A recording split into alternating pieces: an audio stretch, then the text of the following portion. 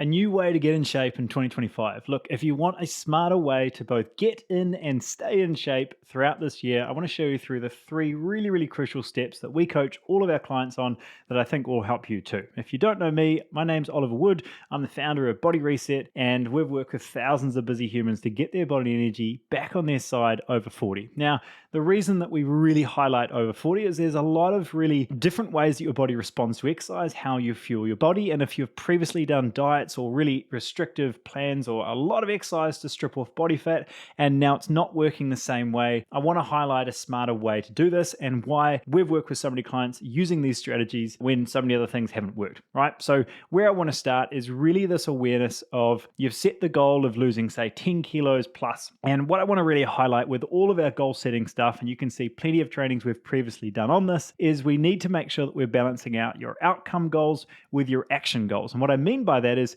if you've got a goal of losing 10 kilos, then we've got to get an idea of what those actions are to achieve that goal. If my outcome is 10 kilos, my action might be X, Y, and Z.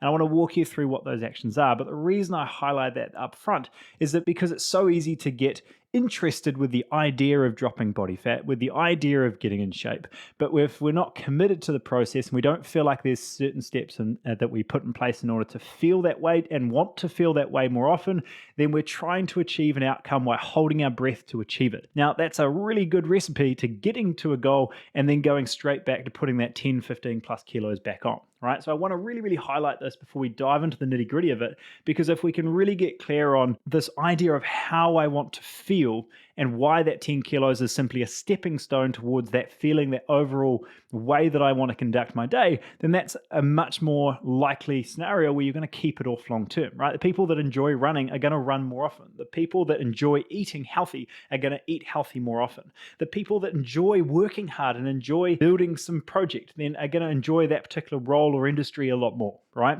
So really getting an association between something you already do and enjoy in your life and how we can make health the same, I'm really big on, because there's so many restrictive plans out there and so much focus on discipline and doing everything hard. But if it's not something you enjoy doing, you're not going to do for a long period of time. And I know too many people that do hard things only for the photo on Instagram to get some sort of instant gratification, to then as soon as that sort of weans off for it, that guy just does that thing, that just weans and it was never an internal motivation. All right, so are you interested or are you committed is really where I want to start.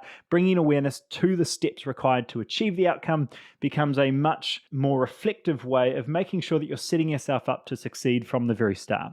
Now, once we've got that really addressed, this whole mindset around, okay, I actually want to feel this way. It's not just the weight on the scales here, but I genuinely want to feel better in my own skin. I want to feel lighter. I want to feel more energetic. I want to show up at work feeling sharp. I want to be able to get home and be able to play with my kids without feeling absolutely drained. That's the real driver that's going to keep you going in 6 months, 8 months, etc. when things are harder and you're still stepping forward. Once we've got that right, it also puts you in a different mindset. And I want to go into step number 2, which is rather than just restricting the body, I want to start, and we always start with reducing inflammation and fueling the body with the right foods. Because if you go into an 800 calorie plan or a 1,000 calorie plan where you're just drastically reducing based on what you're eating, you will absolutely either drop body fat, drop weight overall, but it's going to be in a spot where you're doing it at the expense of your long-term outcome. And what we see too many times over and over again is that people have restricted calories, it's stopped working. They've restricted calories more, it's stopped working, and they've backed themselves into a corner where they're hardly able to burn anything and they're still not dropping body fat. They're eating lettuce leaves and almonds and all these sort of restrictive nature or sort of approach to food,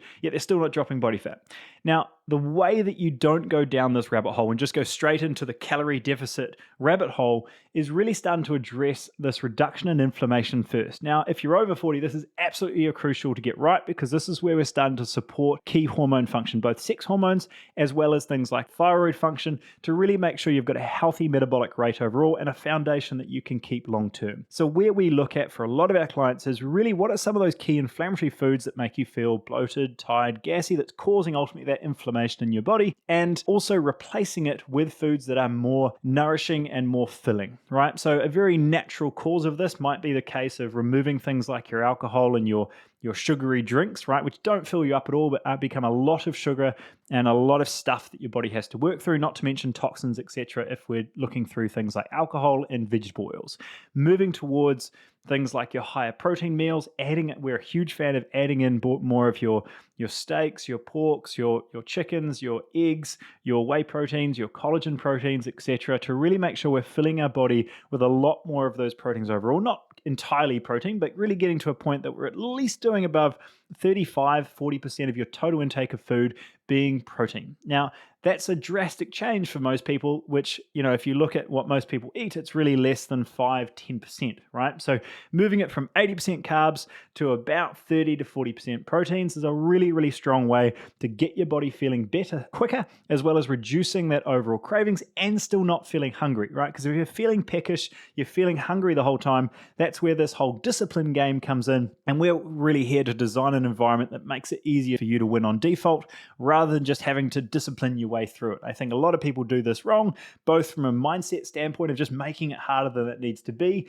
and two, making it longer and more arduous than it needs to be because they're focusing on what needs to be restricted rather than what needs to be added. And it's a huge focus for our world. If you want to be a high-performing or high-functioning human, you want to feel good on a day-to-day basis, right? The overall goal, I want to feel a certain way, and really set yourself up for success with the right anchors put in place, not just everything removed, right? I hope that makes sense. Now, the last one and the most important one, and I've already seen this over the first 3 days of the year, is really trying to look at what we're doing in regards to exercise. I've seen everyone and their dog going out for a run, and if your goal is to run, amazing. But if your main goal is to drop body fat, adding in more running, circuit classes, CrossFit, etc., is the worst way for you to drop body fat. I am always a fan of people moving more.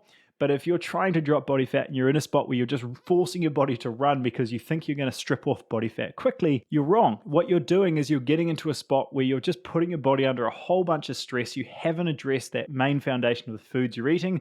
And in most cases, if you don't have a foundation of muscle mass already present, then you're going to be in a spot where you're just breaking down muscle, you're breaking down the food that you've eaten, but you're never really in a position where you can drop body fat. And I've done a bunch of trainings on this, looking specifically into heart rate training, so you can be a lot more directed towards tapping into body fat to drop body fat rather than simply running, putting your body in this general stress state, feeling hungrier, and then trying to play this discipline game of not eating too much before you go for your next run.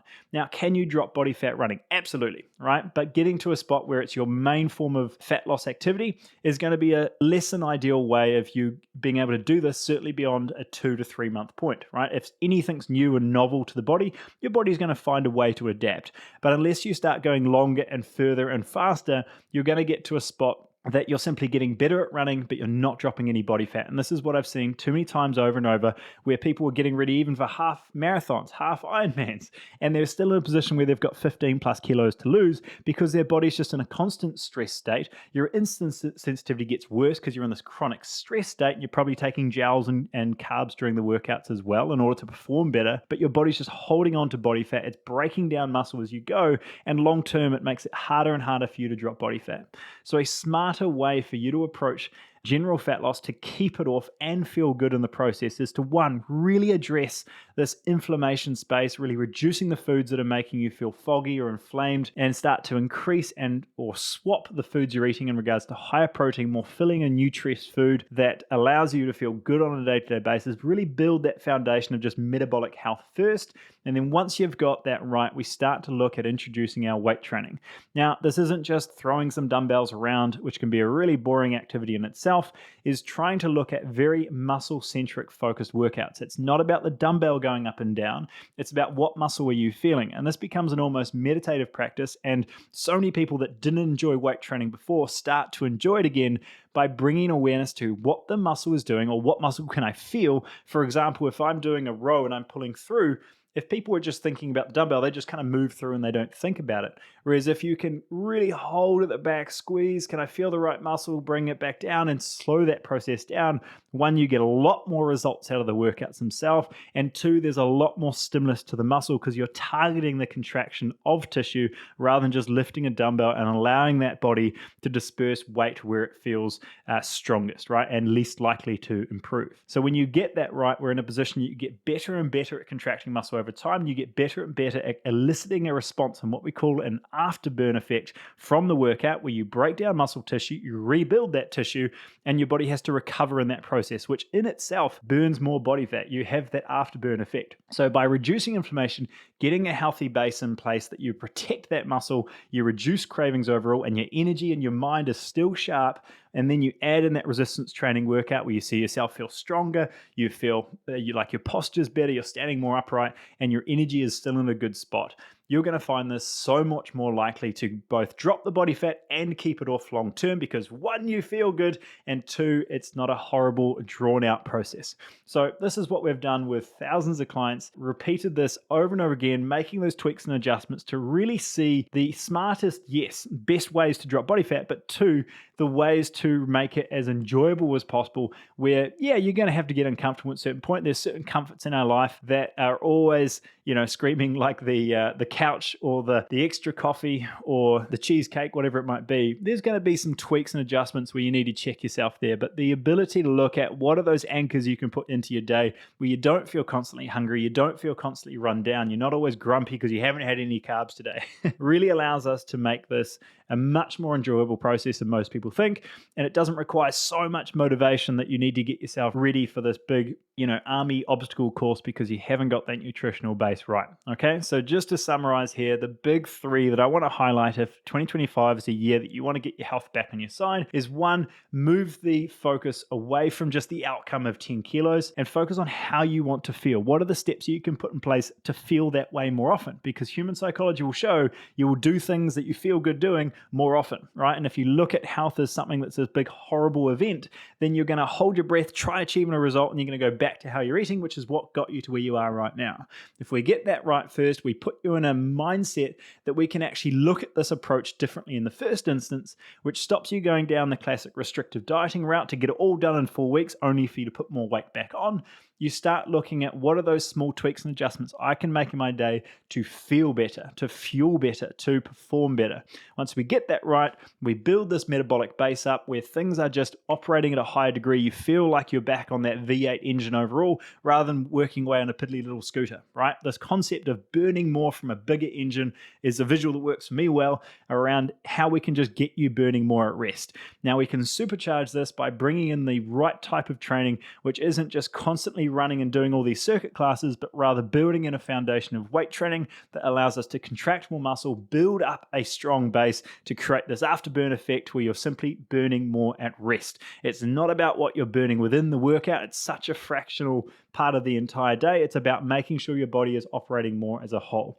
If you want to see more trainings like this or more episodes, then simply scroll through. If you're listening to this on podcast, we've done a bunch on the type of training, the type of metabolic output that you can use in order to get more out of your body. And same on YouTube. Plenty of these videos in this podcast to go deeper into how to look at this smarter, what we do with our clients every single day. I hope you enjoy this. It gives you a nice way to think about the new year, and I'm in your corner. I'm really looking forward to seeing what adjustments you can make to just feel like you're showing up better for you rather than it being this restrictive, horrible process. I'll see you on the next one. Bye.